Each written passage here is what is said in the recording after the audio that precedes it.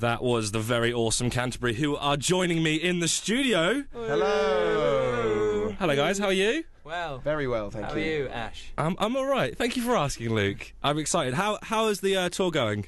Very well indeed. Very well. And what night are we on now?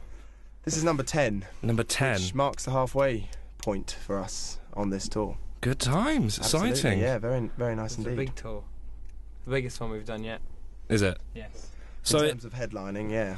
So what can we expect on the tour at the minute? Are you going to play most of your album, or? Oh yeah. Pretty much most of our Very album. long set. It's like 45 minutes, man. Yeah. Longer The, than the, this. the two songs we've never ever played live before on any other set we've played in this set before. Yeah, we had to train much harder in practice to get ready for the... You had to train like Yeah. athletes. Yeah, I love absolutely. It is. It's a vigorous process. Yeah, we, James was in fact nearly sick last night with exhaustion, because the 45 minutes really took it out of him. This is why he's not here. that. Epic. So you guys obviously have got the Thank You album, which is a free download at canterburythankyou.com. Obviously we had Gloria, which is not on the album, if I'm... No. No. And that came Yeah. out. Yeah. And now we have, obviously, Calm Down. Yeah. Yeah, I mean, Gloria wasn't so much of a single. It was kind of like here's a new song for everyone. We Yeah. didn't really push it too hard in terms of didn't single have much of a campaign. plan. Didn't. But no. But yeah, now Calm Down is our first real sort of push to radio and TV, that kind of thing. So yeah, 25th is when you can get that. And are you excited to release it? Is the video out yet? The video's out. The Video's been out for a while. a month or so, which we filmed on a budget as usual with our videos. We set something on fire in the video. Set a hallway on fire. Yeah, Crazy. we thought it was a good idea to put torn up newspaper all over the hallway of a staircase, and then run around with a flare, and then Scott sort of dropped the flare. I'd like to kind of point on out purpose. that I warned Yeah, everyone I that this warned was... everyone, but me and Dex, who was helping film it, was quite. They needed the adamant shot, that man. it would They be needed the shot. Fine. It would be fine, but it wasn't fine. And all of a sudden there was big calls for a fire extinguisher down the hallway, and luckily we'd moved the fire extinguisher from behind the bar to near the stairs. And then our smoke machine blew up as well. Yeah. And we started another Some fire. of Except it didn't. If the guy from the rental company Is wasn't listening. yeah, Yeah, and actually we it's didn't use a totally flare fine. indoors at all. I like it. That's a very good backtrack. I'm impressed with that. I tell you what, should we take a listen to the track, which is Calm Down, and when's it out, guys? The 25th of October. And is that 2010. via iTunes? iTunes and all the- Sun Digital and all of those. Amazon. Very cool. All the ones. Yeah. Go grab it. All right, guys, this is Canterbury with Calm Down.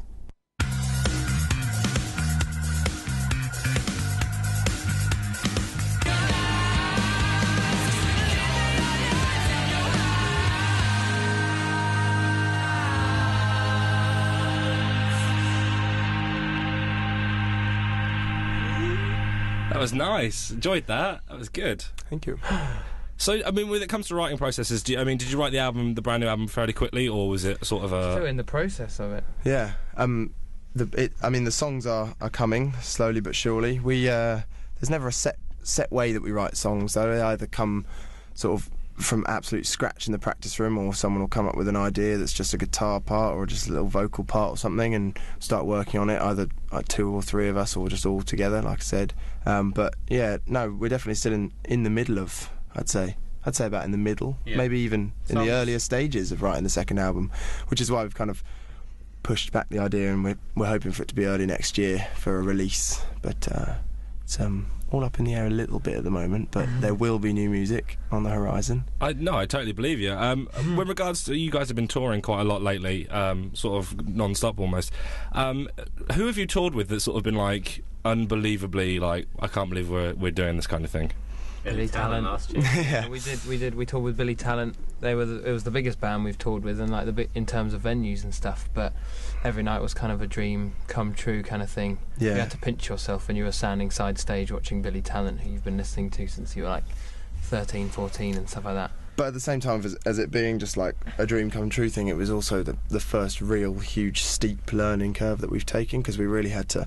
I mean, there's a completely different way of playing when you're playing in front of a couple of thousand people as there is when you're playing in front of 20 or 30 people at your local venue. So we literally had to learn straight away, like as quickly as possible, how to be able to interact with a big crowd like that. And since then we've just it's just become more and more comfortable, and we've been doing some really good stuff. So Do you find that, because obviously you guys play a lot of local shows, do you find that it's better having a bigger crowd, or would you prefer not necessarily a big crowd, but with your venue size, do you feel that you perform a lot better in a smaller venue, like I don't know, somewhere in St Albans or Esquires in Bedford or something like that, or would you prefer playing at an academy like the O2 or something like that? It does. Yeah. It all depends on the crowd. Yeah, absolutely. I mean, a big stage is good, and then a packed, small capacity of crowd. So that's the ultimate combination, really. An intimate, close crowd that's really packed, but not enormous, and then a nice big stage for us to be able to dance a little bit. We've been playing some really fun shows on this tour, like in Belfast and Dublin, which were 200 or 300 people in a room, and that was amazing because it was all packed just to see us. And You can almost see everyone's face as well. It's not like you're looking you can into the feel distance. everyone's energy and stuff like that. Yeah. Without getting too cheesy. You can. Well, we've been asking everyone lately in this evening, because obviously we're on an hour earlier, we've been asking anyone to get their questions into you guys, so hopefully you guys will answer a few questions and we'll play another track, Yeah, and then of we'll go course. to a few more. So if you want to get your questions in, just hit up the Facebook group, that's the Ash Tulett Show on Nerve, or tweet the studio at Nerve Radio, or you can tweet myself, which is at Ash Tulett.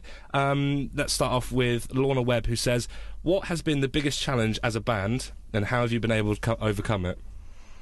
Releasing an album. Yeah, I mean, I kind of want to just say something about money and financial struggles of being a small band like we are. I mean, It ain't easy, kids.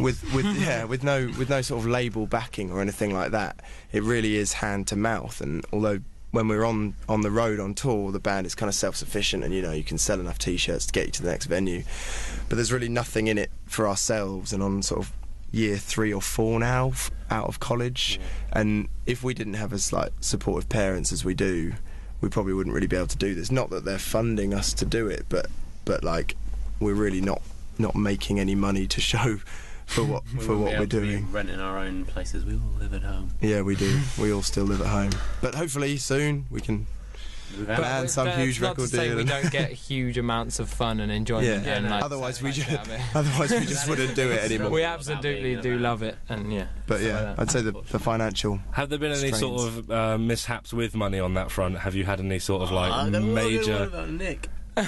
Yeah, go on then. Tell Nick, it. who's outside, basically in the summer, because he's like. "Don't He's our tell tour anyone, manager don't tell anyone." and my brother. So we're going to tell everyone. We played 2 festivals up in Scotland, and it made financial sense to leave the van up there and fly back, as there was one a week later. And basically Nick booked £500 worth of flight tickets for the wrong month. So We showed up at the airport at 7 a.m. And we went to check in with our confirmation number, and the lady was like, "It's not coming up on the system." And we were like, "Okay, do you want to just check the date?" And we were in 17th of June or whatever. And we looked at the thing; it said 17th of July, and literally 7 o'clock in the shocker. morning. Well, we'd got there at about 5, to be honest, to check in, and we had to pay to move our flight to that day. A lot of money. Luckily, that flight was delayed, and that's the only reason we actually got on it and could play Rewired in Glasgow. which thank God we made it to the festival. But that's the was kind amazing. of, I mean, that's the sort of thing that will never happen again, and we can't just put the blame solely on No, Nick. I we think we can't. can blame the little Nick- scrolly Nick- it wasn't Nick's selection, fault. but the selection things on websites. When You're booking a blaming flight. the internet and Flash as your problem. I see. You know when you got the little scrolly bars and you select June and then you just you scroll down by mistake and it goes to July and then. see. That's nice. Okay, next question. Dave Haydock says, why did they choose Canterbury as your band name? And sort of, because you don't live in Canterbury, do you guys? We don't. no, but before we sort of decided to go on with the band, obviously, well not obviously, but like a lot of people, we applied to uni, and as it happened, it sounds a bit lame, but we all applied to Kent Uni in Canterbury, and we're like, it's kind of a cool name, so maybe we'll go Also, with that. there's an ancient Britons, long time ago. There's a tribe called the Cantisi tribe, and they lived in Canterbury, and Scott is an ancient descendant of that tribe. That is true. It's absolutely I true. just love it how This is Luke's one- just absolutely shaking his head and just like, oh my god, Jesus. 100% true here. Everything is true. Alright, it's definitely Suffolk Clear says, what was the first CDs you guys have ever bought as kids? Young prodigies. Spice Girls, the original one. I think it's original called- Spice It was Girls called album. Spice Girls or Yeah, I Spice think World or Spice Up Your Life. CD-wise, the first ones I got 2 at Christmas after not getting tapes anymore, and that one was The Offspring, Conspiracy of One, which is when I started my punk rock revolution. But then on the same year I got A1's album with I remember Take getting On Me A1 and at stuff like that. Christmas, So it was that's kind of it, like yeah. it was my transition year. I was pop as you like, and then like rock. I think I had the same thing I, for 41 and Yeah. A1's album. Yeah, exactly. Gay one. I remember I was in Sainsbury's with my mum and I had to get her to buy it because of the parental advisory sticker, but I bought Papa Roach Infest. And I remember that being the best. That was Set You Right by Canterbury. We are still here in the studio with them. Ryan Dunham asks, is there anywhere that's on the internet that I can buy an album or / download it from the Pirate Bay? Well, Ryan, Yes. Ryan Dunham. of Ryan, there is fame. indeed. You can log on to our website, Canterbury Thank You. Our debut album, Thank You, for free. No need for your Pirate Bay illegal stuff. Come get it. Possibly. Do something good. You know? Yeah. Right. I'm sure you buy lots of CDs legally and fund the music industry as you should be, but no. Come to our website and get it for free. Excellent. And you guys are going to go very, very shortly. Unfortunately, it's been lovely chatting to you guys. It has been Been very lovely nice. being here. What are the plans after the tour? Just finish the rest of the album? Yeah, or? absolutely. Write some music, and then we're touring with Umi at 6 in December. We'll be back in Bournemouth, in fact. Yes, playing the BIC. Is that what you call it? Yeah. The BIC, yeah. The BIC, the BIC, As the in big, BIC. the big brown building. The big one.